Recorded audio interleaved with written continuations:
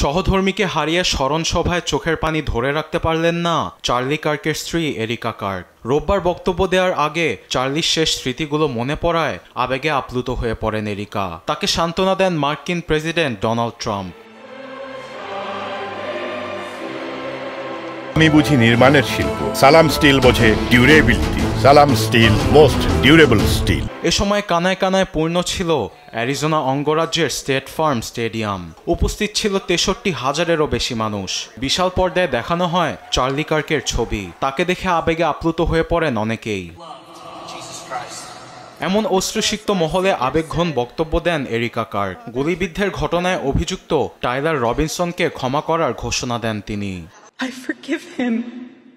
সেই তরুণ যুবককে আমি ক্ষমা করে দিয়েছি। আমাদের সৃষ্টিকর্তা সবাইকে ক্ষমা করতে বলেছেন। চার্লি খুব ভালো ছিল, তাকে সবাই ভীষণ ভালোবাসতো। কিন্তু কার্কের স্ত্রী অভিযুক্তকে ক্ষমা করে দিলেও ভিন্ন কথা বলেছেন ডোনাল্ড ট্রাম্প। চার্লিকে আমেরিকার হিরো ও শহীদ আখ্যা দিয়ে অভিযুক্তকে সর্বোচ্চ শাস্তি দেওয়া হবে বলে জানান মার্কিন প্রেসিডেন্ট। চার্লির হত্যার পরিকল্পনা বাস্তবায়নকারীকে গ্রেপ্তারের পর হত্যার অভিযোগে অভিযুক্ত করা হয়েছে।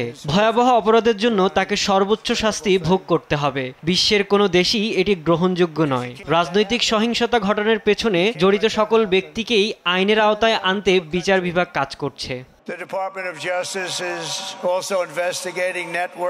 এদিকে শুধু ট্রাম্পই নয়, চার্লি কার্কের স্মরণ সভায় বক্তব্য রেখেছেন ভাইস প্রেসিডেন্ট জেডি ভ্যান্স, যুদ্ধমন্ত্রী পিট হেগসেথ, মার্কিন পররাষ্ট্রমন্ত্রী মার্কো রুবিও সহ প্রশাসনের একাধিক উচ্চপদস্থ কর্মকর্তারা।